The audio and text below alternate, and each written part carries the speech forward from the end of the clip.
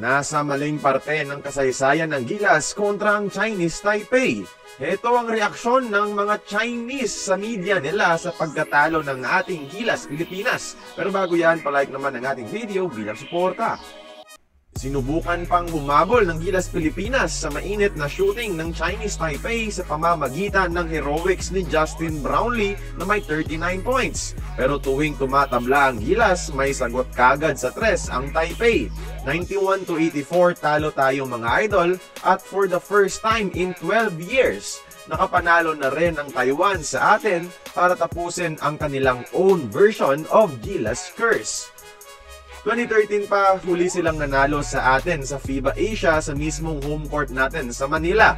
At ngayon lang ito ulit nasundan. First time din sa Team Cone era ng Gilas na lamang ang kalaban sa atin sa block shots, largely because wala ang ating defensive anchor na si Kai Sotto. First time din mga idol na di malamangan ng Gilas ang kalaban sa assist sa FIBA qualifiers ngayon. Sa buong mundo, tayo ang league leader sa assist with 24-25 assists per game. Pero ngayon, tabla lang tayo sa Taipei with 18 assists each. This also is the first time na natalo ang Gilas sa 2025 FIBA qualifiers. Malaking bagay talaga ang pagkawala ni Kai Sotto dahil sa ACL injury. Binalita kaagad ng China ang panalong ito ng Taipei mga idol. Sa leading news outlet na China Times na kontrolado ng Chinese state media, sinabing revenge ang ginawa ng home team sa ating Gilas Pilipinas.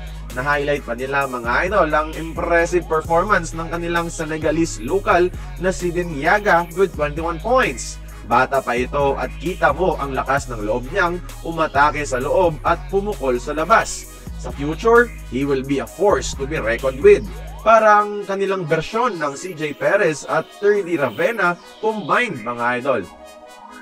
At heto na nga mga idol, basta talo, may sasabihin talaga ang mga casual Pinoy fans. Sa social media mga idol, nagsimula nang sisihin si Coach Tim Cone at sinabihan pang dapat nang mag-resign sa sunod-sunod na talo dating back sa mga tune-up games pa. Malaki talaga kasi ang impact ng absence ni Kai Sotto dahil siya ang anchor ng triangle offense sa opensa at siya ang anchor ng Gilas sa depensa. Si AJ Edo naman hindi pa kayang humalili dahil inaatake ang kanyang depensa, kita sa laro kanina. Kaya kayo mga idol, tingin nyo, ano bang dapat gawin ni Coach Tim Cone dito? Join the conversation, magkomento lamang sa ibaba. Kung nagustuhan mo ang ating video, please like, share, and subscribe. I-follow mo na rin ang ating social media platforms for more exclusive sports content. Until then, this has been Courtside Buckets. See you on the next one.